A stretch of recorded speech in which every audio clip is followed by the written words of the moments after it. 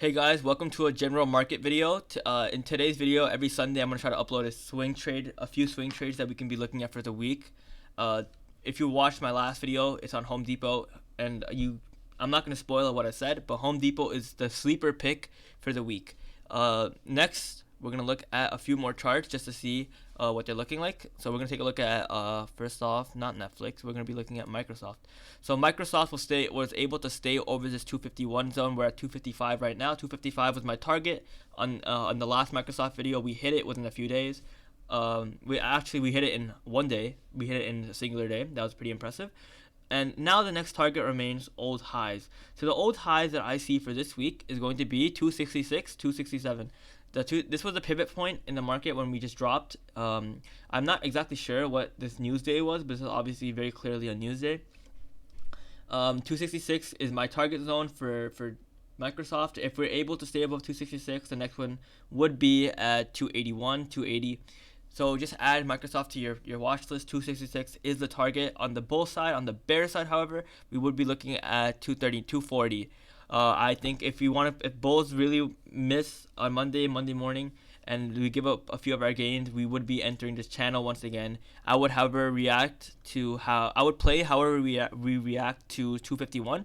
251 is a key zone. 251, we broke it, and then we went a $4 move the next day, and yeah, that's the really big play that you guys should be looking at. I think Microsoft is a very, very sleeper cheap on his calls.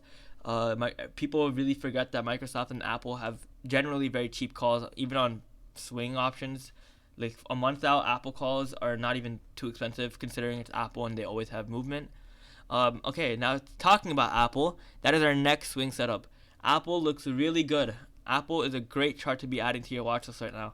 So Apple, if you look, I know this chart looks messy, but if you go to the one week chart, and let's say I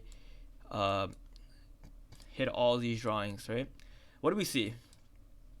We see a trend line, the one I have drawn from, hold on, here all the way here.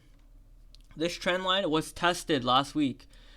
We tested this trend line and wicked off of it. That shows bullishness in the market. And I know on Friday, if you look at it, on Friday, Apple did not have as good of a day as, let's say, a SPY. Look, SPX had a crazy day, but not so much for Apple. Apple was lagging the market a little bit. Does that make me concerned, considering I am in Apple? Not really. I think the Foxconn news that Apple was exposed to a few days ago is still lingering around. People that play Apple generally do like to play news based, and we're still looking very bullish on the 1 week chart. And I think that we are able to get the 160 target price that I have in mind. You can see that the green volume every week has been, besides this very red week, has been considerably very much greener and much bigger than the red volume. We had this huge run up over the course of 1, 2, 3, 4, 5, 6 weeks, and my options have about 8 weeks left. And I think that we're able to look. This was a what? This was a 137 to a 170. It's a $40 move on Apple, and I only have to go up $13. That should not be that. That's not too far out of the money, and these contracts are moving very, very fluidly these days. I think each contract is much cheaper now, considering I started it as a starter position. You guys should add the Apple 160 calls for December 20th and for January 23rd. January 2023. Those are very good calls to have. 160, 170 for Apple. Apple is always one of those stocks that people are going to play. So you should not be worried about volume thinning out in the market when Apple is a very popular ticker. The next stock that we're going to talk about is actually Netflix. I have revealed it earlier. Netflix has been on a tear. Netflix has had several 4% days in a row. I remember watching my watch list and Netflix would just randomly have a 4% day.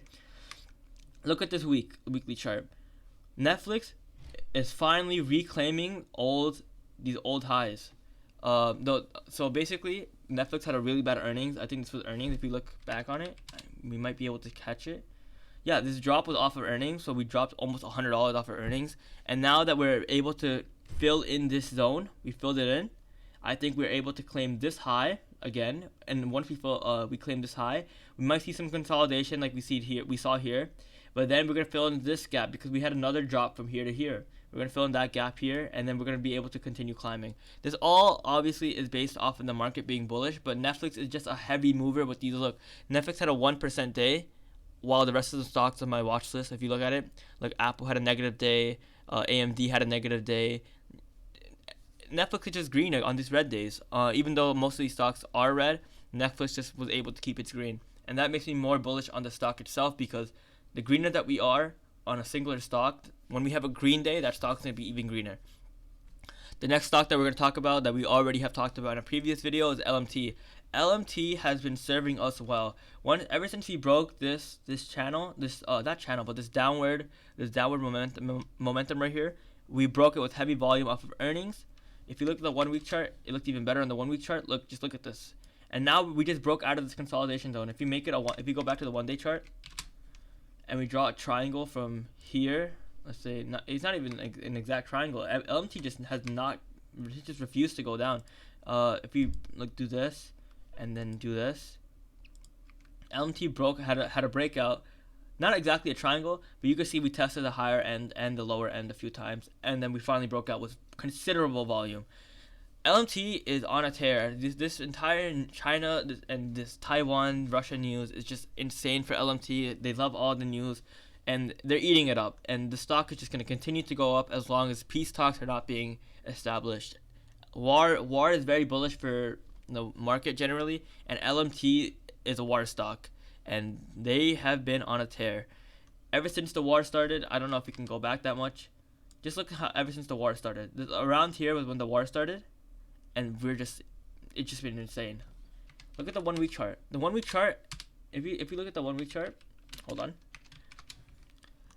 LMT has been able to ride the trend line, and then we had this little consolidation where we thought, oh, maybe we're gonna sell off, and then we just instantly just rocketed back up.